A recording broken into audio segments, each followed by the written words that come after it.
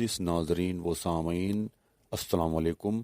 आपको historical event में खुश आमदीद। चलते हैं अपने नेक्स्ट पार्ट की तरफ। मंसूर बिन अहमद के जिन लश्करियों ने मंगोलों के पड़ाव से कैथराइन और सिमर को उठाया था, वह मंसूर से पहले ही कोहिस्तानी के चाक में दाखिल हो गए थे। वह मंगोलों के इस लश्कर से भी नहीं टकराए थे जो ताकुब में निकला था। इन दोनों लश्करियों ने कोहिस्तानी के चाक के अपने ठिकानों के अंदर कैथराइन और सिमर को एक कमरे में रखा। पहले इन दोनों की खूब तवाज़े की। जब वो खा पी चुकी तब कैथराइन की तरफ देखते हुए फरात ततार कबीले का वो लश्करी कहने लगा, जहाँ तक मेरा ख्याल पड़ता है तुम आर्मीनिया के बादशाह इशून की बेटी हो और तुम्हारे साथ जो दूसरी लड़की है इसका नाम सीमर है और यह हलाकू की बीवी दो कोदा की बहन है। तुम दोनों के हुस्न व खूबसूरती के बड़े चर्चे थे, लेकिन अब यहाँ तक कहते कहते इस लश्करी को रुक जाना पड़ा, इसलिए कि कैथराइन नफरत से इसकी तरफ देखते हुए कहने लगी, तुमने हम दोनों को उठाकर यहाँ लाने में बहुत बड़ी गलती की है। हलाकू को जब खबर होगी कि हम दोनों को ज़बरदस्ती उठाकर यहाँ बंद कर दिया गया है तो याद रखना वो तुम्हारे इस शहर पर हमला आवर होगा। पूरे शहर की ईंट से ईंट बजा दी जाएगी और यहाँ रहने वाले सब लोगों का कत्ले आम करके सबका पकी हुई फसल की तरह सफाया करता चला जाएगा। इस पर वो लश्करी बोला और कहने लगा, हमने तुम दोनों को कोई नुकसान नहीं पहुँचाया, हम तुम दोनों को एक ख़ास मकसद के तहत यहाँ लाए हैं। इस बार सिमर बोली और कहने लगी, लेकिन तुम हम दोनों को यहाँ क्यों लेकर आए हो और हमें यहाँ लाकर तुमने एक तरह से अपनी मौत को दावत दी है, और अगर तुमने हमें हमारी इज्जत हमारी आबरू से महरूम करना चाहा तो याद रखना हलाकू वो शख्स थे कि यहाँ के किसी बाशिंदे को जिंदा नहीं रहने देगा। आखिर तुम किस मकसद के तहत हम दोनों को यहाँ लेकर आए हो? इस पर उस लश्करी ने अपने साथी की तरफ देखा और दोनों ने निगाहों में फैसला किया। फिर वो कहने लगे, हम मुसलमान हैं, झूठ नहीं बोलेंगे, हम तुम दोनों को एक मकसद के तहत उठाकर लाए हैं और वो मकसद ये है कि हम चाहते हैं कि तुम दोनों की शादी हमारे सलार अमीर से हो। जवाब में कैथरीन बोली और कहने लगी, तुम्हारा सलार और अमीर कौन है? वो लश्करी बोला और कहने लगा, इसका नाम मंसूर बिन अहमद है। कभी वो बगदाद का नायब सफ़ेद सलार हुआ करता था। बगदाद में इसके सारे बहन भाई अजीज़ व अकारीब रिश्तेदार सब मारे जा चुके हैं। अब अपने दो साथी सलारों हसामुद्दीन और शरफुद्दीन कुर्दी के साथ वो अकेला है। हम तुम दोनों को इसलिए उठाकर लाए हैं ताकि तुम दोनों की शादी का एहतमाम हमारे अमीर मंसूर बिन अहमद से किया जाए, और जब तुम दोनों इसकी बीवियों की हैसियत से इसके साथ रहोगी तो यकीनन मंगोलों के हाथों से जो उसका नुकसान हुआ है इसे किसी न किसी तरह में भुलाने में कामयाब हो जाएंगे। वो लश्करी जब खामोश हुआ तब कैथराइन और सिमर ने अजीब से अंदाज में एक दूसरे की तरफ देखा। फिर सिमर बोली और कहने लगी, अगर हम दोनों तुम्हारे अमीर से शादी करने से इनकार कर दें तब?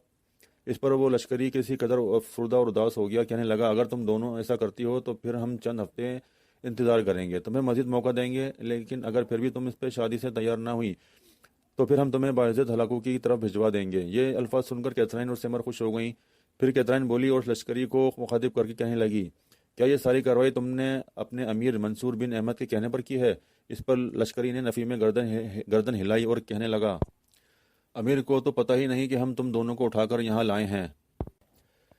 एक रोज़ मंसूर बिन अहमद, शरफुद्दीन, हसामुद्दीन, जांग खान और कुछ दूसरे सलार लुई ताशी की रिहाइशगाह के दीवान खाने में बैठे आने वाले वाक़यात पर गुफ्तगू कर रहे थे कि फरात तातार कबीले का एक शख्स वहाँ आया और मंसूर बिन अहमद की तरफ देखते हुए कहने लगा, अमीर, दो मंगोल हमारे इलाकों में दाखिल हुए हैं। बैरूनी दर्रों में हमारे जो मुहाफिज रहते हैं इनमें से एक मुहाफिज इन्हें अपने साथ लेकर आया है।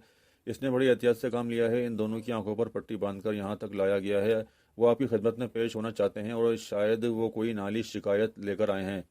इस मौके पर मंसूर बिन अहमद ने कुछ सोचा, फिर कहने लगा, अगर कोई ऐसा मामला है तो दोनों मंगोलों को लाओ ताकि मैं जानूं वो क्या कहना चाहते हैं।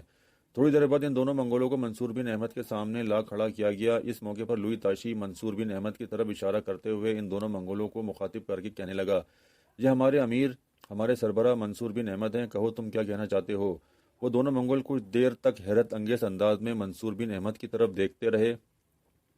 फिर इनमें से एक कहने लगा, यकीनन ये मंसूर बिन अहमद ही हैं जिन्होंने मया फारकिन शहर के नवा में हमारे पड़ाव पर शब खून मारा और पड़ाव को आग लगा दी। फिर वो मंसूर बिन अहमद की तरफ देखते हुए कहने लगा, मुसलमानों के अमीर, जिस वक्त आपने हमारे लश्कर के पड़ाव पर शब खून मारा था और आपका लश्कर वहाँ हमला आवर हुआ था तो आपका लश्कर अपने साथ दो लड़कियों को भी ले आया था। एक लड़की का नाम कैथराइन है जो आर्मीनिया के बादशाह इशून की बेटी है, दूसरी लड़की का नाम सीमर है और वह हमारे खाकान हलाकू खान की बीवी दो कोदा की छोटी बहन है।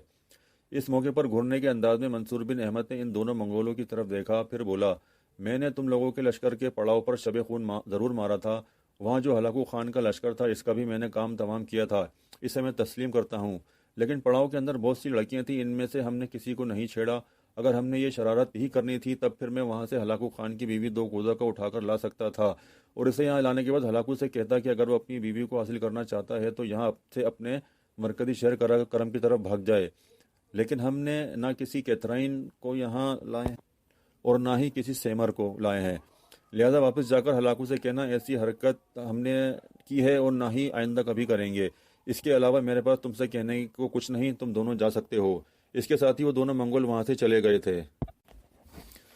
لوئی تاشی کے گھر میں ایک روز اس کی بیوی مدلان، بیٹا بلزون اور بیٹی شکیر کیتھرائن اور سمر کے ساتھ بیٹے باہم گفتگو کر رہے تھے۔ کیتھرائن اور سمر نے اب لوئی تاشی کے ہاں آنا جانا شروع کر دیا تھا اور جس مسلم مبلغ کو ان کے لیے مقرر کیا گیا تھا اس سے وہ دونوں مطمئن بھی دکھائی دینے لگی تھیں۔ ایسے میں جب کہ وہ بڑے خوشگوار ماحول میں گفتگو کر رہے تھے کہ دروازے پر ہلکی سی دستک ہوئی۔ دستک سن کر لوئی تاشی کی بیوی مدلان بولی اور اپنے بیٹے بلزون کو مخاطب کر کے کہنے لگی، بیٹے دیکھو دستک دینے والا کون ہے، اس لیے یہ دستک تمہارے باپ کی طرف سے نہیں ہے۔ بلزون اپنی جگہ سے اٹھ کھڑا ہوا۔ جب اس نے دروازہ کھولا تو سامنے منصور بن احمد کھڑا تھا اور اسی نے دروازے پر دستک دی تھی۔ اسے اپنے دروازے پر کھڑا دیکھ کر بلزون چوکا اور کسی قدر پریشان سی آواز میں کہنے لگا، امیر آپ یہاں تھوڑی دیر رکیں، میں دیوان خانے کا دروازہ کھولتا ہوں اور آپ کو بٹھاتا ہوں۔ ہاتھ آگے بڑھا کر منصور بن احمد نے اسے روک لیا، پھر کہنے لگا، نہیں بیٹے پہلے یہ بتاؤ تمہارا باپ گھر پر ہے؟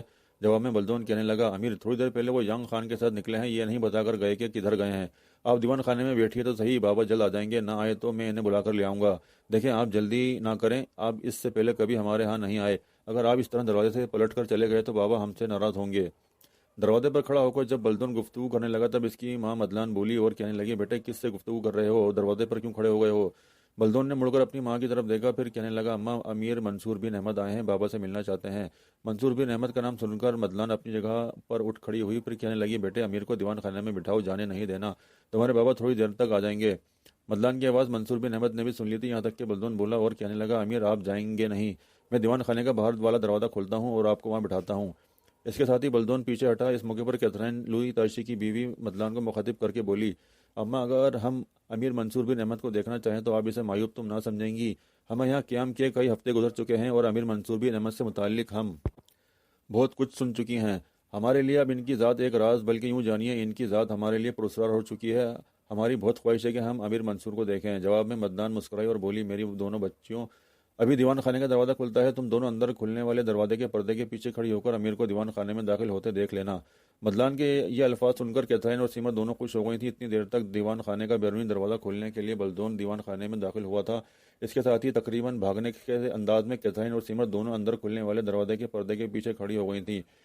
تھوڑی دیر بعد دروازہ کھلا، منصور بن احمد دیوان خانے میں داخل ہوا اور ایک نشست پر بیٹھ گیا۔ کیتھرائن اور سیمر کچھ دیر تک بڑے غور سے امیر بن منصور کو دیکھتی رہیں، پھر دبے پاؤں پیچھے ہٹی، وہاں آئیں جہاں مدلان اور نکیر دونوں ماں بیٹی بیٹھی ہوئی تھیں۔ پھر کیتھرائن خوشی کا اظہار کرتے ہوئے بولی، ہم نے یعنی میں نے اور سیمر نے جو نقشہ اپنے ذہن میں امیر کا بنا رکھا تھا، امیر منصور بن احمد اس سے بھی کہیں آگے کے ہیں، قد کاٹ کے خوب ہیں۔ دروازے سے سر جھکا کر داخل ہوئے اور پھر کمال کی بات یہ ہے کہ دیوان خانے کا جو دروازہ اندر کی طرف کھلتا ہے اس کی طرف دیکھا تک نہیں اور ایک ایسی نشست پر بیٹھ گئے جہاں بیٹھنے سے جو دروازہ اندر کی طرف کھلتا ہے اس سے نگاہ حویلی کے اندرونی حصے کی طرف نہیں آتی۔ اس موقع پر کیتھرائن کچھ کہنا چاہتی تھی کہ مدلان بولی اور اپنی بیٹی نکیر کو مخاطب کر کے کہنے لگی، بیٹی امیر کو انگور کا رس نکال کر پلاؤ، تمہارے بابا ابھی گھر پر نہیں ہیں اور وہ پہلی دفعہ ہمارے ہاں آئے ہیں اور پھر تم اکثر و بیشتر امیر کے سامنے جاتی رہتی ہو، اس واسطے اگر تم امیر کے پاس جاتی ہو تو وہ برا نہیں مانیں گے، ورنہ قبیلے کی عام لڑکیوں سے وہ ملتے نہیں ہیں۔ اس پر نتکیر اپنی جگہ پر اٹھ کھڑی ہوئی، ایک دوسرے کمرے میں گئی۔ تھوڑی دیر بعد لوٹی تو اس کے ہاتھ میں انگور کے رس کا بھرا ہوا مٹی کا ایک پیالہ تھا۔ وہ پیالہ لے کر نکیر دیوار خانے میں داخل ہوئی، پہلے سلام کیا، منصور بن احمد نے سلام کا جواب دیا، پھر اپنی جگہ پر اٹھ کھڑا ہوا اور نکیر کو مخاطب کر کے کہنے لگا، میری بہن یہ تم کیا زحمت کر رہی ہو؟ نکیر مسکرائی اور کہنے لگی، امیر کوئی زحمت نہیں، بس میں آپ کے لیے تھوڑا سا مشروب بنا کر لائی ہوں، آپ پہلی بار ہمارے گھر آئے ہیں، اس وقت بابا بھی یہاں نہیں ہیں۔ اس کے ساتھ ہی نکیر نے انگور کے رس کا پیالہ منصور بن احمد کو تھما دیا۔ اس موقع پر دستک ہوئی، اس بار مدلان نے آگے بڑھ کر دروازہ کھولا تو دروازے پر اس کا شوہر لوئی تاشی، ینگ خان، شرف الدین، حسام الدین اور کچھ دوسرے سالار کھڑے تھے۔ مدلان فوراً لوئی تاشی کو مخاطب کر کے بولی، تھوڑی دیر پہلے امیر بن منصور آئے تھے، وہ آپ سے ملنا چاہتے ہیں، وہ واپس جانے لگے تھے لیکن ہم نے یوں جانے زبردستی دیوان خانے میں بٹھا دیا ہے۔ یہ الفاظ سن کر سب چونکے، پھر انہوں نے دیوان خانے کا رخ کیا۔ اتنی دیر تک منصور بن احمد نے انگور کا رس پی کر پیالہ ایک طرف رکھ دیا تھا، پھر نتکیر دوبارہ دیوان خانے میں داخل ہوئی، وہ پیالہ اٹھا کر لے گئی۔ اتنی دیر تک دیوان خانے میں لوئی تاشی، ینگ خان، حسام الدین، شرف الدین اور دوسرے سالار داخل ہوئے۔ بڑے پرجوش انداز میں اپنی جگہ سے اٹھ کر منصور بن احمد نے ان سے مصافحہ کیا۔ جب سب نشستوں پر بیٹھ گئے تب گفتگو کا آغاز لوئی تاشی نے کیا اور منصور بن احمد کی طرف دیکھتے ہوئے کہنے لگا، بڑے اچھے وقت پر آپ ہمارے یہاں آئے ہیں، پہلی بات جو میں آپ سے کہنا چاہتا ہوں وہ یہ کہ آج آپ کا کھانا ہمارے ہاں ہوگا، آپ جائیں گے نہیں، اگر آپ جانا چاہیں گے تو میں آپ کی بات نہیں مانوں گا۔ دوسری بات یہ کہ ادھر آتے ہوئے میں یانگ خان، شرف الدین اور حسام الدین نے فیصلہ کیا تھا کہ آج آپ سے قرآن کے ایک حصے کی تلاوت سنیں گے۔ کئی دن ہوئے آپ کی تلاوت نہیں سنی، اور جس دل موہ لینے والے انداز میں آپ قرآن مقدس کی تلاوت کرتے ہیں وہ سننے کو آج جی بہت چاہ رہا ہے۔ امید ہے آپ ہماری خواہش کا احترام کریں گے اور یہاں بیٹھ کر ہمیں قرآن مقدس کے حصے کی تلاوت سنائیں گے۔